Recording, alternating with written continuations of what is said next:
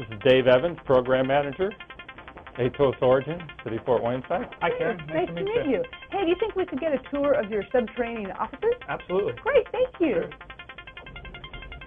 So, tell me about Atos. Sure. So Atos Origin is an international company. We're an IT service company, approximately 50,000 people. And we focus, our group here is involved in IT outsourcing, or managed operations, as we say. And so people like you, your coworkers in Atos, do this all over the world. Correct. You did the Olympics, I think? We did. Yeah, We have the contract. We're gearing up for London, and then after that, Brazil. Oh, wow. Okay. Well, on a sort of similar celebrity kind of note, but a little bit more local, recently the mayor was on the Jimmy Kimmel show with the whole Harry Balls thing, and you were involved with that, right? Yes, we helped out there, basically just configured, get them set up for Skype, and worked with the production crew in California, make sure everything was okay. So. And it worked out well. It did. He was funny. Yeah, he was funny. Enjoyed it.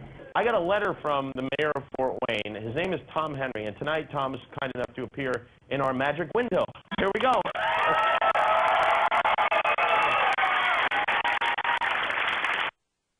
How are you? Hi, Jimmy. How are you tonight? I always imagined you would be in our window one day. First of all, congratulations on the successful merger of the Fort Wayne and Allen County 911 services. I've been watching that very closely. Thank you. And do you know why you're on the show tonight? I believe so. Now you conducted an online.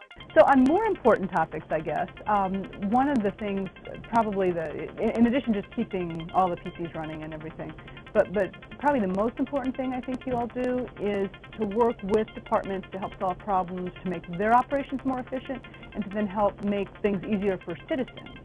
Can you talk about that a little bit? Sure. And that's it. It's really about citizens and enabling the departments, making IT as an enabler for what they do.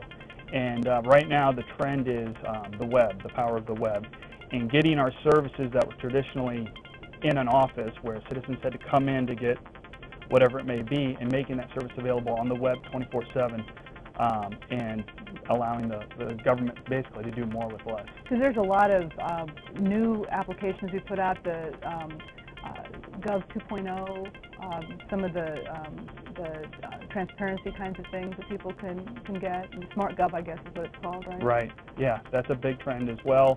Trying to be as transparent as possible, getting the information out there. Recently, we did 2 portals where citizens can go and look in terms of invoicing, contracts, drill down into that financial detail that previously was available only by a records request where they had to submit it, and it was a time-consuming process. Now it's simply a query on a website. And then just to tie it back to what we saw with Mike, that information then is stored on the servers or the virtual servers. Correct.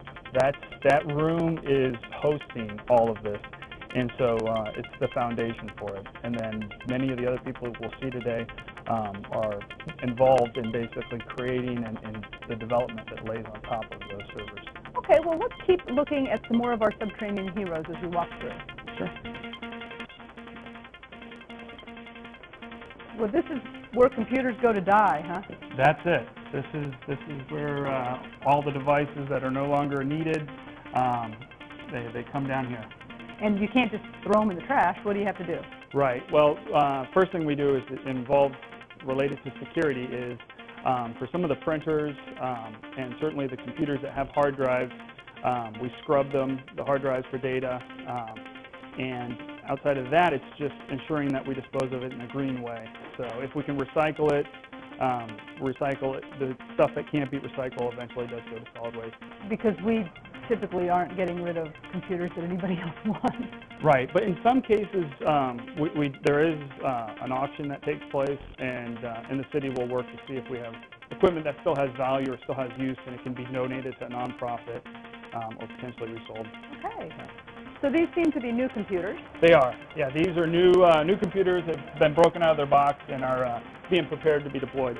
And then the rest of this is storage of a bunch of different things. It is. It's essentially a cage just for securing valuable assets. Now, what is that?